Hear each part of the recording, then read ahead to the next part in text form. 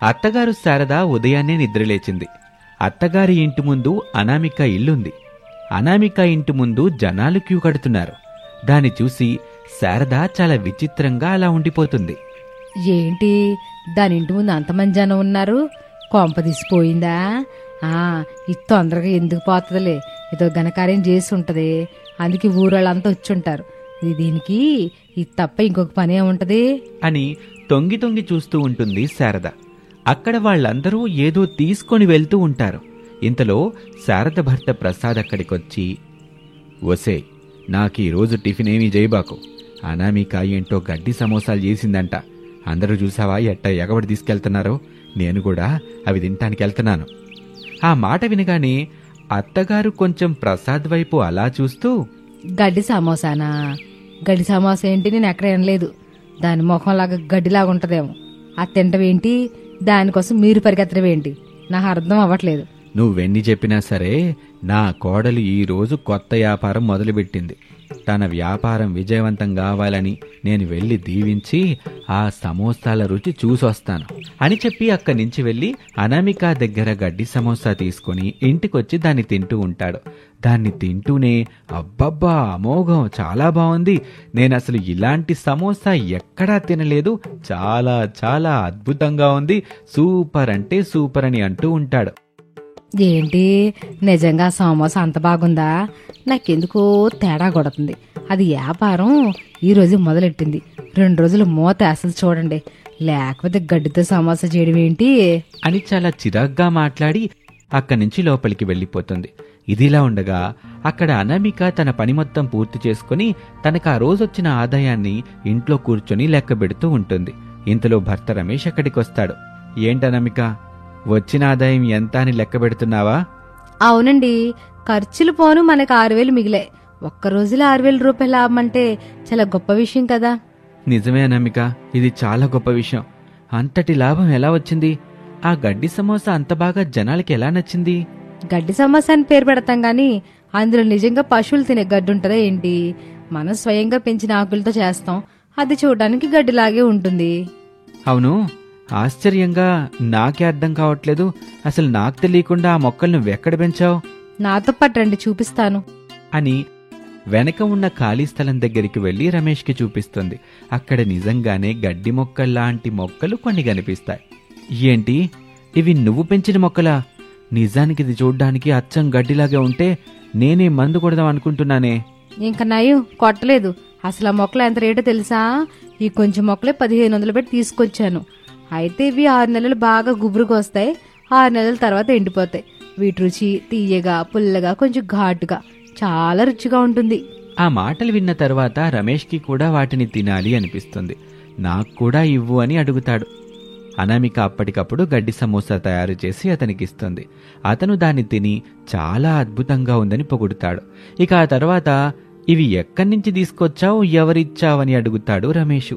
అప్పుడు అనామిక ఇలా అంటుంది, ఈ చెట్ల గురించి నా స్నేహితురాలు చెప్పింది. ఇది ఎవరో స్వయంగా కొత్త జాతి మొక్కల్ని ప్రవేశపెట్టారంట. ఈ మొక్కలు వంటకు సంబంధించిన మొక్కలు. ఈ రహస్యాన్ని మాత్రం ఎవరికి చెప్పొద్దండి. అందుకు రమేష్ సరే అని చెప్పి అక్కడి నుంచి వెళ్లిపోతాడు. అనామిక గడ్డి సమోసా వ్యాపారం చాలా బాగా సాగుతుంది. సరిగ్గా 6 నెలలు గడిచాయి. 6 నెలల్లో వచ్చిన ఆదాయంతో ఆ చిన్న ఇంటిని కాస్త ఒక మంచి పెద్ద ఇంటిగా మార్చుకుంది అనామిక. ఇక గృహప్రవేశానికి శారదని కూడా పిలవటం కోసం రమేష్తో కలిసి అత్తగారింటికి వెళ్తుంది. వాళ్ళని చూసి శారద తన గదిలోకి వెళ్లి తలుపేసుకుంటుంది. మావయ్య గారు, రేపు ఉదయం గృహప్రవేశం అనుకుంటున్నాము, మీరు అత్తయ్య గారు తప్పకుండా రావాలి.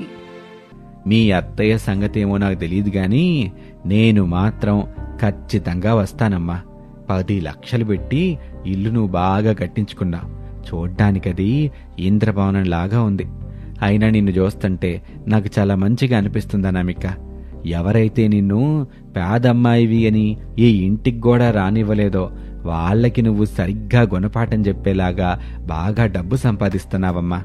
వాళ్ళ మీద పగతోనూ నేను డబ్బు సంపాదించట్లేదు మావయ్య. నా నుంచి నలుగురిలో ఆమె అవమానం పొందకూడదని డబ్బు సంపాదిస్తున్నాను. మేమిద్దరం ప్రేమించుకుని పెళ్లి చేసుకుని ఇక్కడికి వచ్చిన రోజు అత్తగారు నాతో ఒక మాట అన్నారు అని అనామిక అంతకు ముందు జరిగిన గతం గురించి చెప్పడం మొదలు పెడుతోంది.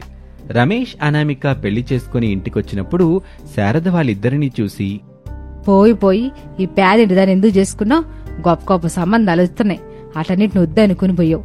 దాంతో నువ్వు సుఖంగా ఎట్టా ఉంటావురా? నలుగురిలో నా పరువు ఏం గాను? ఇది నా ఇంటి కాళ్ళైతే అందరూ కూడా డబ్బు లేని దాన్ని చేసుకున్నావంటూ నలుగురు నా ముందు మాట్లాడుతా ఉంటే నా తలని తీసుకెళ్లి ఎక్కడ పెట్టుకోవాలి? మీ ఇద్దరు నా ఇంట్లో రావడానికి వీల్లేదు. కట్టు బట్టలతో ఇక్కడి నుంచి వెళ్ళండి. ఎక్కడికో ఎందుకు వెళ్తానమ్మా?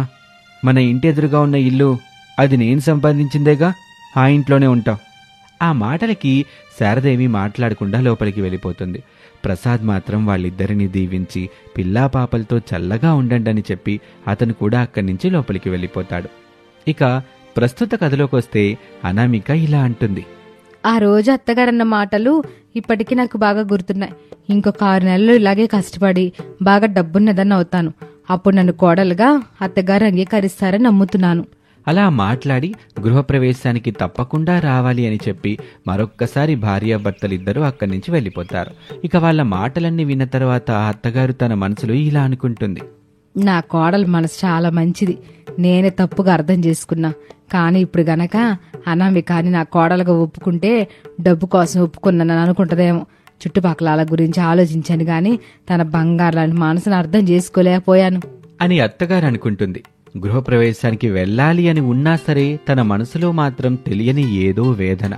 ఇక ఆ రోజు ప్రసాద్ మాత్రం గృహప్రవేశానికి వెళ్తాడు.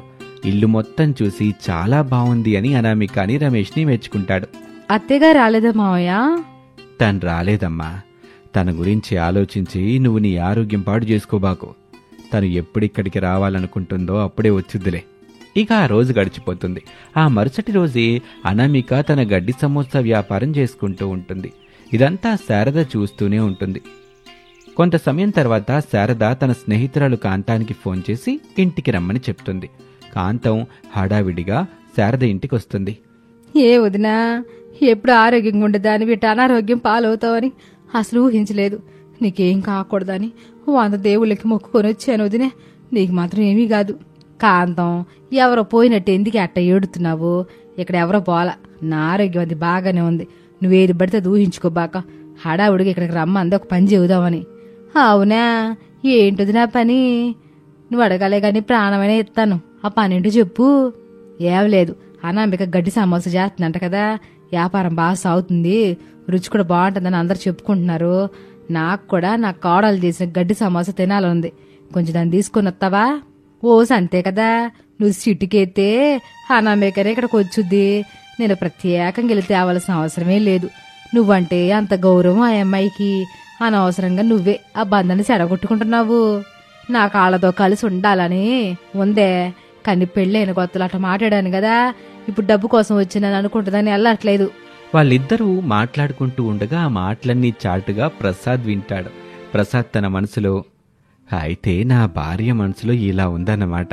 ఇప్పుడే ఈ విషయం అనామికకి చెప్పి ఇక్కడికి పంపిస్తాను అని అనుకొని అనామికతో విషయం చెప్తాడు. అనామికని ఇంటికి వెళ్ళమని చెప్తాడు ప్రసాద్. అనామిక గడ్డి సమోసా తీసుకుని శారద దగ్గరికి వచ్చింది. అనామికని చూసి అత్తగారు చాలా ఆశ్చర్యపోతారు. అత్తయ్య, మీకోసం వీటిని తీసుకొచ్చాను అత్తయ్య, తినండి. నేను మీ గురించి ఎప్పుడో తప్పుగా ఆలోచించింది లేదత్తయ్య. మీరెప్పుడు నాకు అమ్మలాంటి వాళ్ళు. నాకు తల్లి తండ్రి లేరు. అత్తయ్య మావయ్య నాకు తల్లి తండ్రి అనుకొని ఇంట్లో అడుగు పెడదామని నిర్ణయించుకున్నాను.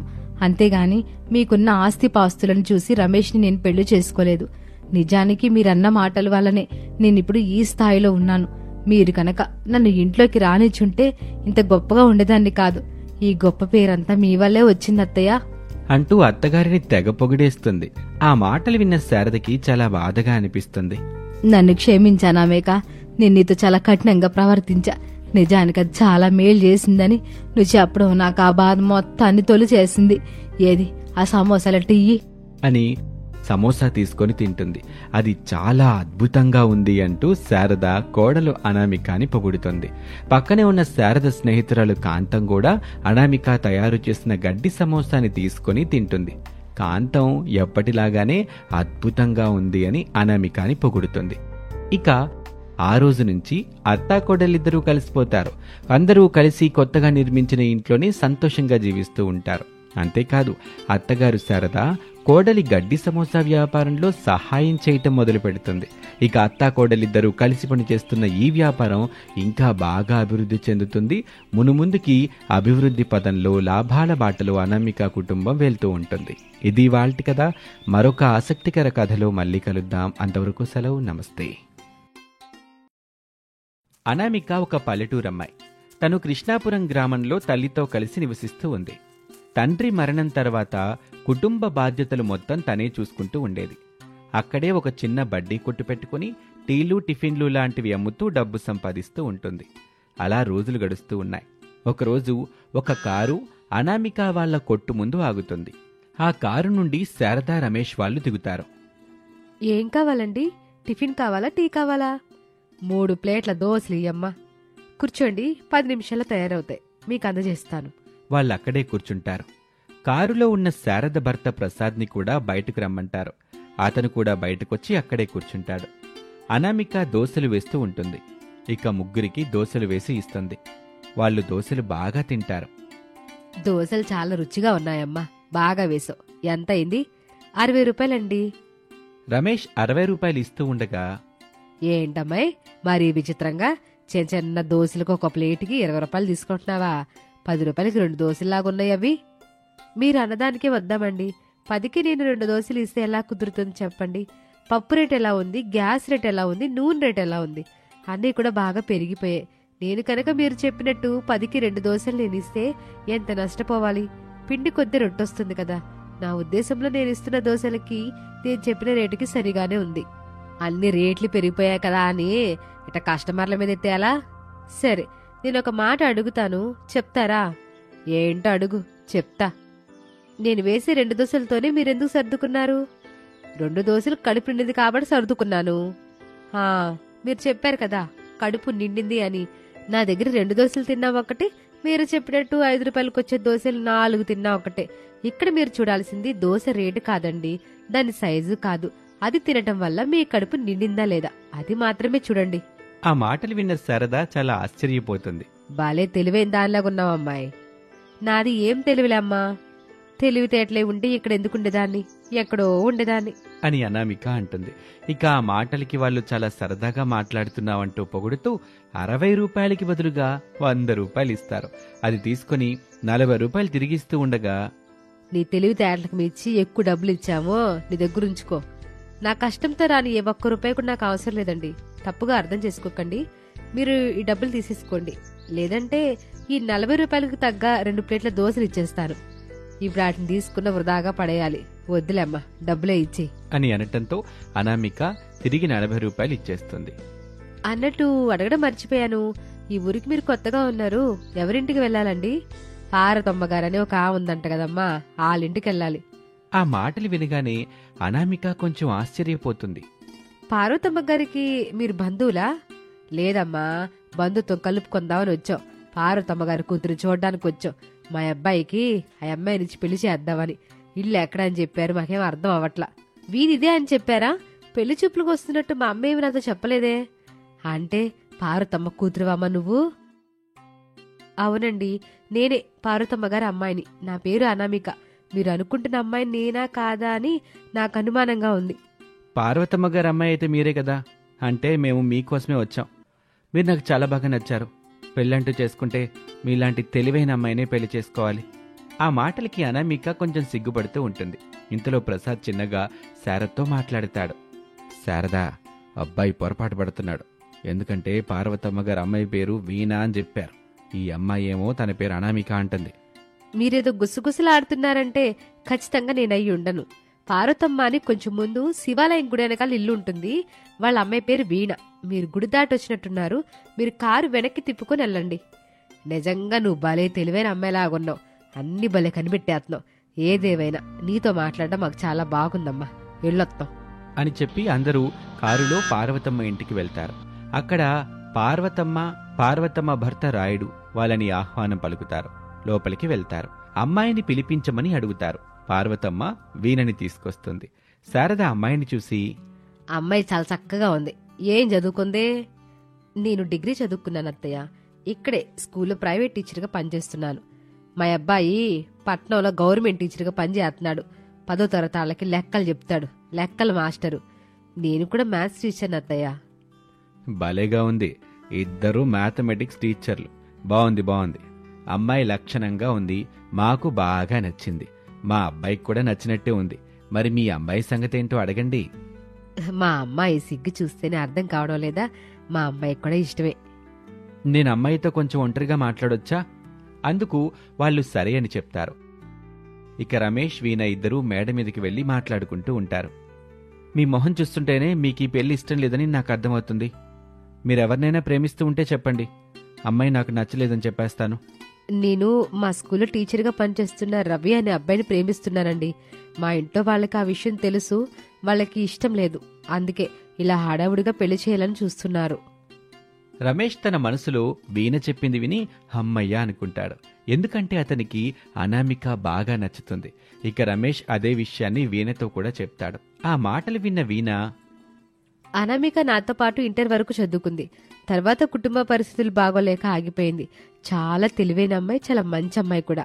తను బాగా చదివి గవర్నమెంట్ టీచర్ అవ్వాలని కలగంది. కానీ పాపం అది నెరవేరలేదు. తన చదువు ఆగిపోయి కూడా 2 ఏళ్లు అవుతుంది. వాళ్ళ నాన్న లేకపోవడమే ఇదంతా కారణం అని జరిగిన విషయం మొత్తం చెప్తుంది వీణ. ఇక వాళ్ళిద్దరూ అలా మాట్లాడుకుంటూ ఉండగా కింద ఉన్న వాళ్ళందరూ కూడా అమ్మాయికి అబ్బాయి, అబ్బాయికి అమ్మాయి బాగా నచ్చినట్టున్నారు, అందుకే ఇలా మాట్లాడుకుంటున్నారని చెప్పుకుంటూ ఉంటారు. కొంత సమయానికి వాళ్ళిద్దరూ కూడా కిందకొస్తారు. ఇద్దరూ ధైర్యంగా మాకు ఈ పెళ్లి వద్దు అని చెప్తారు. ఆ మాట వినగానే వాళ్ళందరూ ఆశ్చర్యపోతారు. ఏం జరిగింది అని వివరం అడుగుతారు. చూడండి, మీ అమ్మాయికి నచ్చిన వాడితో జీవితం పంచుకుంటే మీకు ఆమెకు చాలా సంతోషంగా ఉంటుంది. లేదంటే చాలా అనర్థాలకు దారితీస్తుంది.